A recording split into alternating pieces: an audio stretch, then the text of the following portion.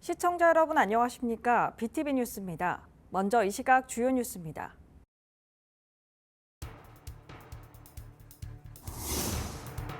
부산 시민을 대상으로 한 사회조사 결과가 공표됐습니다. 부산에 살고 있는 시민들의 만족도를 알아봤습니다.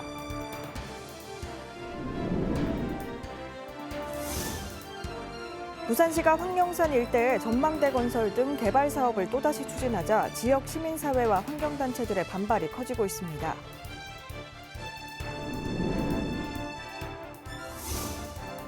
북구가 전국에서 처음으로 전 구민을 대상으로 빚 대물림 피해를 막기 위해 조례를 제정했습니다. 구청이 법률 자문과 함께 서류 작성에 필요한 비용을 지원합니다.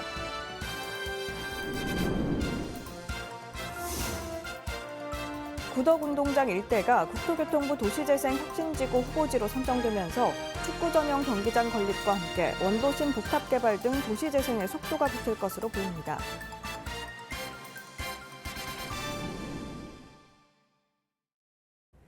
부산 시민들의 삶의 만족도는 얼마나 될까요?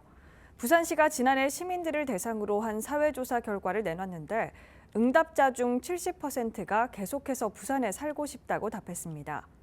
노동과 주거, 교통, 교육 등 5개 분야의 시민 만족도를 자세히 알아봤습니다. 보도에 김석진 기자입니다. 부산 시민 10명 중 8명은 부산에 20년 이상 살고 있는 것으로 나타났습니다. 또 10명 중 7명은 앞으로도 계속 부산에서 살고 싶다고 답했습니다. 주거 환경의 만족도를 물었더니 상하수도 등 기반 시설이 잘 갖춰졌다는 응답이 59%로 가장 높았습니다. 반면 주차장 이용이 불편하다는 응답은 40%로 가장 낮았습니다. 대중교통 만족도는 앞선 21년 조사 때와 비교해 전체적으로 높아진 것으로 나타났습니다. 특히 도시철도와 시내버스는 60% 이상이 만족한다고 답했고 택시는 절반 아래로 하락했습니다. 부산 시민들은 주말과 휴일 여가 시간을 어떻게 보낼까? 동영상 콘텐츠를 시청하거나 편히 쉰다는 응답이 절반을 넘었습니다. 눈여겨볼 점은 2년 전과 비교해 동영상 시청과 인터넷 게임은 줄었고 영화 등 문화예술 관람은 늘어난 것으로 나타났습니다. 자신이 하고 있는 일에 대한 만족도는 절반 이상이 만족한다고 답했고 소득과 근로시간, 근무 환경에서도 앞선 조사 때보다 만족도가 높아진 것으로 나타났습니다. 자신의 소득에 대해 물었습니다. 만족한다는 답변이 22.9%로 앞선 조사보다 2.5%포인트 높아졌습니다. 하지만 조사 대상의 38%는 빚이 있다고 답했고 그 사유로는 주택 임차나 구입비가 컸습니다. 그럼 번 돈은 어디에 많이 쓸까? 식료품비 지출이 47%로 가장 많았고 의료비와 주거비가 뒤를 이었습니다. 지난 조사와 비교해 식료품비와 교육비는 줄었지만 의료비와 외식비가 늘었습니다. 교육비는 얼마나 드는지도 물었습니다.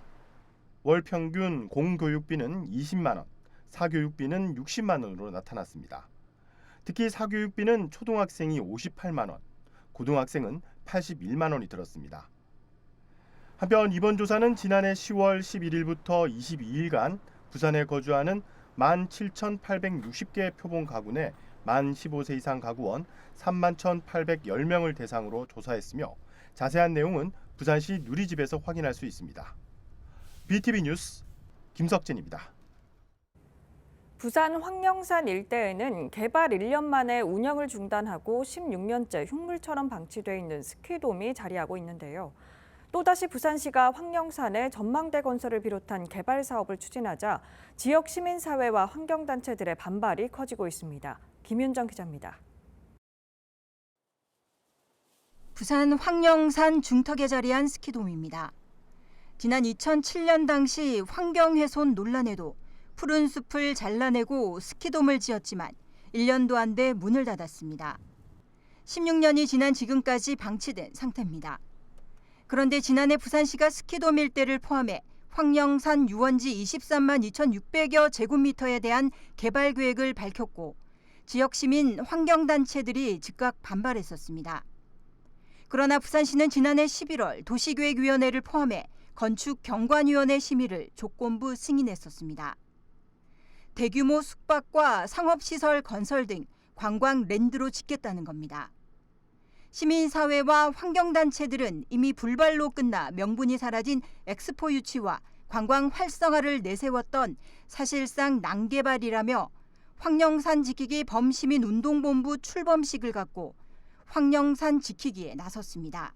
호텔 건립부터 그다음에 뭐 케이블카, 공수탑, 그리고 지금 현재 거기서 더 나아간다면 향후에 광안리까지 연결되는 케이블카 등 개발이라든지 그다음 휴양 시설 이러한 것들이 다 한 곁에서 통으로 지금 되는 거거든요. 그러니까 결과적으로 황령산 그대 산지 하나를 가지고 개발업자가 지금 이제 마음대로 지금 유린하게 되는 그런 것들이죠.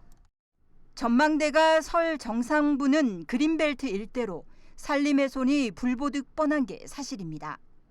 범시민운동본부는 기후위기 시대 심각한 환경훼손으로 시대에 역행하는 낭개발이 아닌 황령산이 탄소 흡수원으로서 제 역할을 할 수 있길 기대하고 있습니다. BTV 뉴스 김윤정입니다. 가족이 사망해 유산을 받는 경우 재산과 함께 빚까지도 물려받는 일이 발생합니다. 감당하기 어려운 빚은 극단적 선택을 불러오기도 하는데요. 북구가 전국에서 처음으로 전 구민을 대상으로 관련 피해 방지 조례를 제정해 시행에 들어갑니다. 장동원 기자입니다. 부모가 사망해 상속을 받을 경우 부모가 갖고 있던 빚까지도 물려받게 됩니다. 빚을 갚아야 하는 것도 상속인의 몫. 하지만 빚을 갚을 능력이 없을 경우에는 유산과 빚 모두를 포기하는 상속 포기와 상속받은 재산 내에서 빚을 갚는 한정 승인의 방법이 있습니다.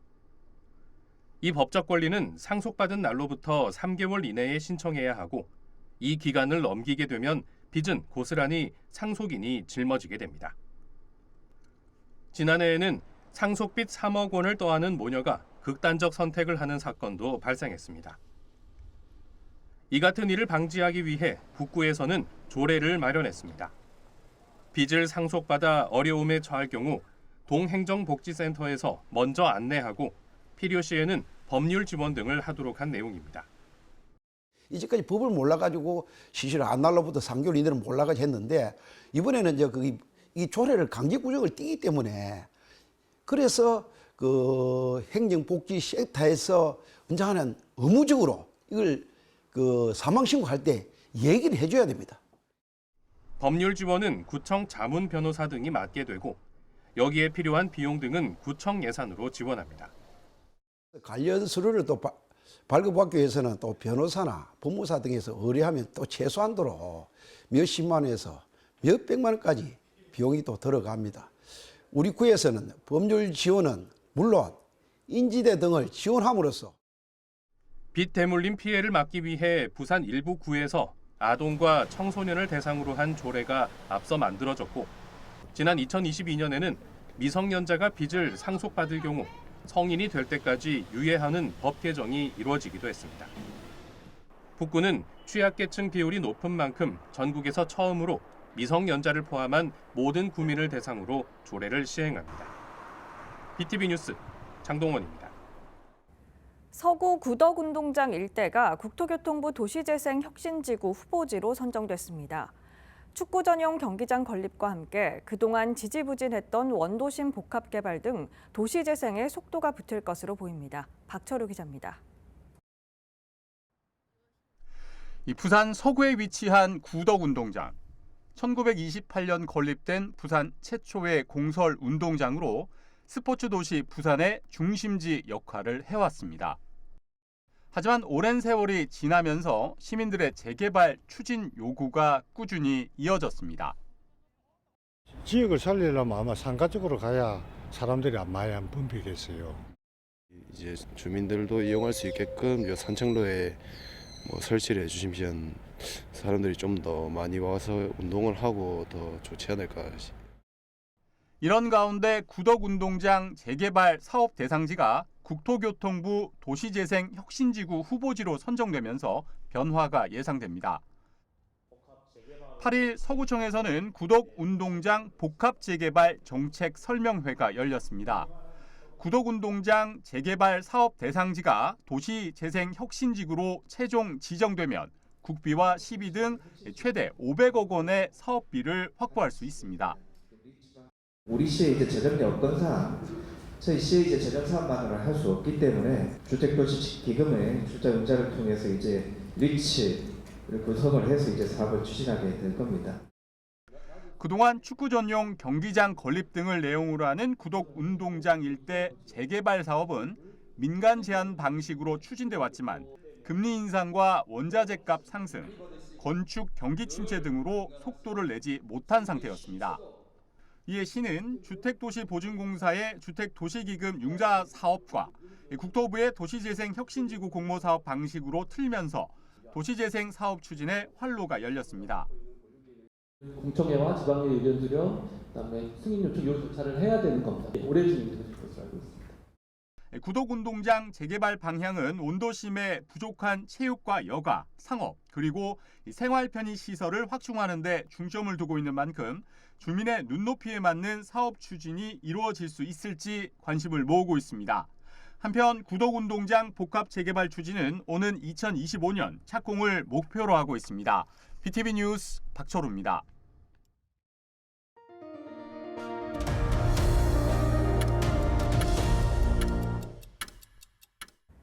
(7일) 오전 10시 50분쯤 강서구 대저동의 한 창고 건물에서 불이 나 30분 만에 꺼졌습니다. 다행히 인명피해는 없었지만 건물 벽면 일부와 비품 등이 불에 타 소방서 추산 150만 원 상당의 재산 피해가 났습니다. 경찰과 소방은 정확한 화재 원인을 조사하고 있습니다. 8일 새벽 0시 10분쯤 기장군 철마면 웅천리의 한 야산에서 불이 났습니다. 이 불로 소나무 200여 그루가 불에 타는 등 임야 495제곱미터가 소실됐습니다. 경찰과 소방은 동파를 막기 위해 농막 물탱크 배관에 설치한 열선에서 불이 시작된 것으로 보고 정확한 화재 원인을 조사하고 있습니다. 부산 온천천이 국가가 관리하는 국가하천으로 승격됩니다. 하천공사와 유지관리에 국비를 지원받을 수 있는데요. 상습 침수를 비롯해 각종 재해를 막는 사업에 탄력이 붙을 전망입니다. 박인배 기자입니다. 온천천은 시민들이 즐겨 찾는 도심하천이지만 침수 등의 재해가 반복됩니다. 이런 재해를 예방하고 하천 관리의 실효성을 높이기 위해 부산시는 온천천의 국가하천 지정을 추진해왔습니다. 이런 가운데 최근 환경부가 국가하천 신규 지정 구간 연장 대상지 20곳을 발표했는데 온천천 일부 구간이 포함됐습니다. 이번에 국가하천으로 지정되는 곳은 동래역 인근 온천 2호 인도교부터 수영강 합류 지점까지입니다. 온천천 전체 길이 13.24km 중 3.79km 구간입니다. 앞서 부산시는 온천천 전 구간을 지정 신청했지만 중상류는 하천 폭이 좁고 도시철도 시설이 있어 관리가 어렵다는 이유로 하루 쪽만 지정됐습니다. 국가하천 지정으로 가장 기대되는 건 역시 재해 예방입니다. 하천 공사와 유지 관리에 국비를 투입할 수 있기 때문입니다. 수해가 나거나 아니면 하천 정비, 고수부지 정비를 해야 할 때 그 시나 그 지역에 예산을 쓸 수밖에 없었는데 국가하천으로 지정이 되고 나면 국비로 이 관리가 되고 또 모든 정책 예산들이 국비로 지원이 되기 때문에 보다 신속하고 보다 폭넓게 환경 정비를 할 수 있는. 한편 이와 별도로 부산시는 상습 침수 예방을 위해 온천천 대심도 빗물저류 시설도 추진하고 있습니다. 그런데 해당 구간이 국가하천 구간과 겹쳐 향후 국비 지원 가능성을 높이는 데에도 도움될 것으로 보고 있습니다. 빗물저류 시설을 사업을 추진하고 있는데 그 구간이 이제 또 이번에 국가하천 승격된 구간하고 중복되는 구간입니다. 그래서 어쨌든 하천 수위를 낮출 수는 없기 때문에 이제 내수 배제를 좀 원활하게 하기 위해서 빗물저류 시설을 설치하는 건데 국가하천 승격됨으로 인해서 국비 지원의 이제 논리로 좀 이용할 수 있도록. 하천 재해 예방과 안정적 관리가 기대되는 온천천의 국가하천 승격은 다음 달 환경부 고시를 통해 확정됩니다. HCN 뉴스 박인배입니다. 초등학생 자녀를 둔 맞벌이 가정에서는 아이를 맡길 데가 없어 이른바 학원 뺑뺑이를 돌리고 있는 실정인데요. 2025년부터 전국적으로 늘봄 학교가 도입될 예정인 가운데 전국 17개 시도교육청 중 부산이 1년 앞서 전면 시행에 들어갔습니다. 박재한 기자입니다. 부산시 교육청은 새학기부터 모든 초등학교 1학년 학생을 대상으로 늘봄학교를 전면 시행합니다. 늘봄학교는 아침부터 최대 오후 8시까지 돌봄과 다양한 방과 후 수업을 제공합니다. 시교육청은 초등학교 예비 소집을 활용해 희망학생 수요 조사를 마칠 예정입니다. 올해 3월부터는 희망하는 초등학교 1학년 전 학생을 대상으로 돌봄을 실시하는 거고 돌봄과 교육을 동시에 제공하고 또한 학습형 방과 후 프로그램도 함께 운영합니다. 돌봄 시설은 학교 내 특별실이나 도서관 등을 활용합니다. 학교에 늘봄학교를 두지 못할 경우 학교 밖에 부산형 늘봄 거점센터도 만듭니다. 부산시 등 지자체와 협력해 지역 도서관이나 복지관, 문화시설 등의 공간을 확보하고 교육청의 모든 직속기관에도 거점센터가 만들어집니다. 부산을 비롯해 타 시도에서도 올해 늘봄학교 시범 운영을 확대하는 만큼 교사들에게 업무 부담이 전가될 수도 있다는 지적은 여전합니다. 행정지원본부가 만들어진 것은 지금 늘봄과 방과 후가 동시에 지금 이 세트가 되어 있습니다. 이 부분에 대해서는 지금 선생님들에게 대해서는 늘봄과 방과 후, 돌봄과 관계에 대해서는 일체 수업의 오로지 수업 교육 활동을 전념하기 위해서 이걸 만들기 때문에 추호도 염려하지 않아도 된다고 분명히 말씀드리겠습니다. 한편 시교육청은 지난해 도서관과 경로당 등 6곳에 마련한 24시간 긴급 돌봄센터를 사립유치원과 마을회관 등으로 운영을 확대하기로 했습니다. BTV 뉴스 박재환입니다. 부산을 찾는 관광객들이 요즘엔 해운대보다 광안리를 더 많이 찾는다고 합니다. 바닷가를 가로지르는 해상교량인 광안대교의 경관 조명을 배경으로 인생샷도 찍고 멋진 추억도 남길 수 있기 때문인데요. 올해는 더 많은 관광객들이 몰릴 거라는데 무슨 이유일까요? 김윤정 기자의 보도입니다. 부산 광안대교의 화려한 경관 조명에 반해 1년 만에 다시 광안리를 찾았다는 위지선 씨. 당시 바닷가에서 감동받았던 기억을 떠올리면 지금도 기분이 좋아집니다. 이거를 보면은 좀 힐링이 된다 해야 되나?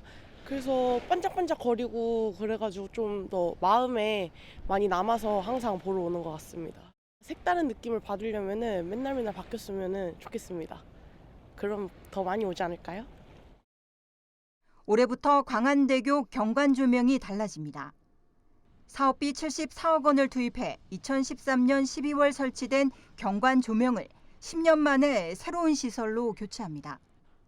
현수교 주탑 2개 사이 500m 구간에 다양한 색상의 LED 경관 조명을 촘촘히 해 레이저처럼 공중에 불빛을 비춰 다양한 이미지를 연출합니다. 마치 바다 위로 쏟아지는 빛과 하늘로 향하는 빛을 역동적으로 표현하는 광활한 화살 등 선보일 미디어 콘텐츠만 모두 77종입니다. 광안대교만의 시그니처를 3가지를 지금 만들었습니다.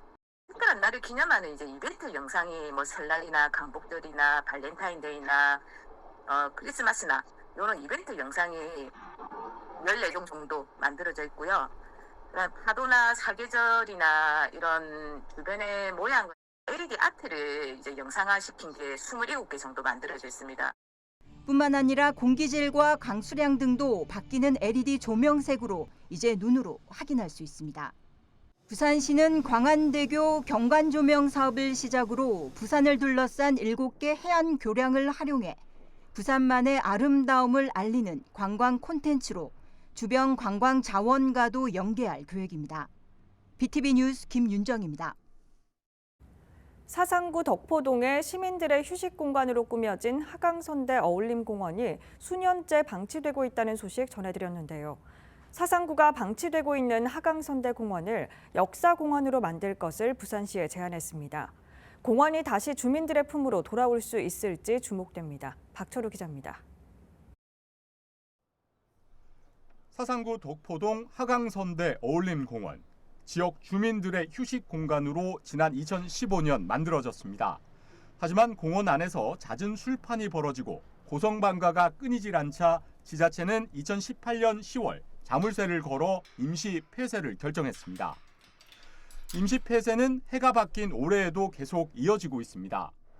이용할 수 있는 공원이 수년째 방치되자 주민들의 안타까움도 큽니다. 이제 여름이나 이제 공간이 있으면 좋겠는데 그런 자리가 많이 안 되잖아요. 그래서 이제 그런 이제 불편감은 있더라고. 이에 사상구는 부산시에 하강선대공원을 역사공원으로 만들자는 제안을 해 성사 여부에 관심이 쏠리고 있습니다. 내년까지 100억 원을 들여 산책로와 놀이공간 등 주민 편의시설을 늘리겠다는 계획안입니다.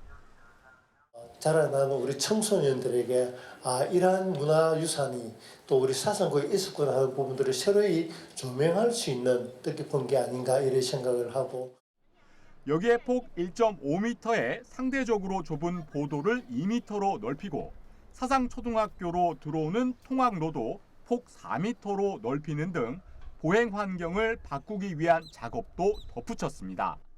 지자체의 이 같은 제안에 시는 적극 검토하겠다는 입장입니다. 사상 주민들의 삶의 질을 높이는 것이 부산 시민들의 삶의 질을 높이는 것이다. 이런 생각하에 저희가 적극적으로 투자하고 지원하겠다는 말씀을 드립니다. 하지만 역사 공원 조성 제한은 어디까지나 구상 안에 지나지 않아 공허한 메아리로 끝나지 않기 위해서는 지자체와 관련 기관의 적극적인 협의가 뒤따라야 한다는 지적입니다. BTV 뉴스 박철우입니다. 부산 근현대 역사관이 초등학생 동반 가족을 대상으로 개관 특별전과 연계한 교육 프로그램을 운영합니다. 모여라 부산 갈매기란 주제의 이번 프로그램은 특별전 관람과 PPT 수업, 그리고 야구 응원 머리띠 만들기 체험 등으로 구성됐습니다. 이 프로그램은 오는 19일부터 28일까지 금요일에서 일요일 하루 2회 운영되며 참여를 원하는 초등학생 동반 가족은 누리집을 통해 신청하면 됩니다.